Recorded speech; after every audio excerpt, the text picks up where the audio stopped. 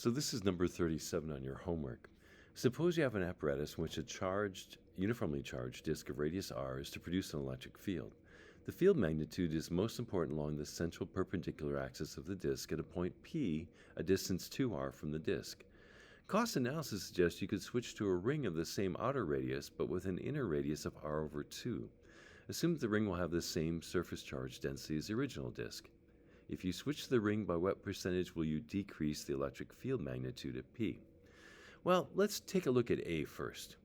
So if you just look at A, we've got a disk of charge, and either from your notes or the textbook, you know that the electric field due to a disk of charge is given by this equation, where r is the radius of the disk and z is the distance you're above the center of it.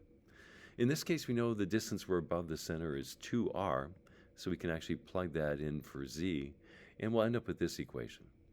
If you work through the bottom part there, you'll discover that that becomes just 5r squared. The square root of that becomes root 5r.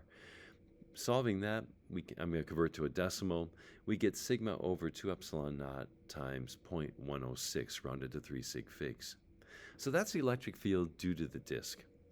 But now the question is, how in the world do we do this one?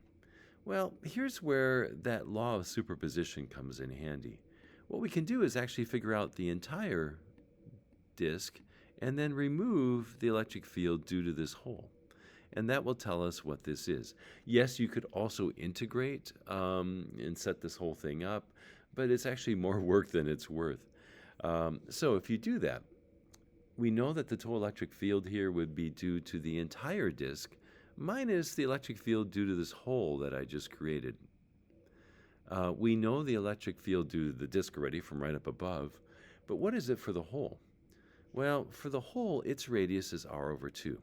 And so we can very quickly then just plug that in for the r in this equation up above and solve it. In this case, it becomes the square root of 4.25 r squared. Moving the r outside, we get that. And converting to a decimal to 3 sig figs, 0.0299. So what's the total net electric field then due to this disk with a hole in the middle?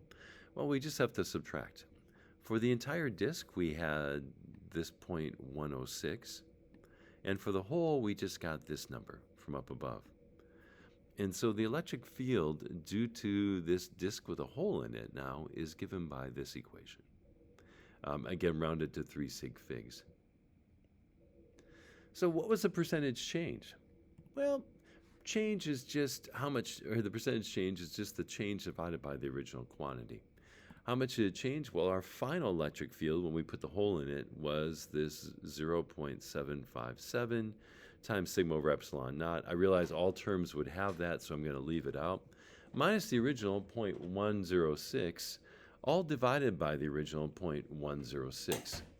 So what's the percentage change? Well, if you work it out, it means you're going to lose about 28% if you take that hole out. Not a horrible change, but it's also not a very large hole. In fact, in the image, it actually looks larger. It almost looks like a radius r instead of r over 2. But yeah, it's not a huge change. Hopefully this helps. See ya.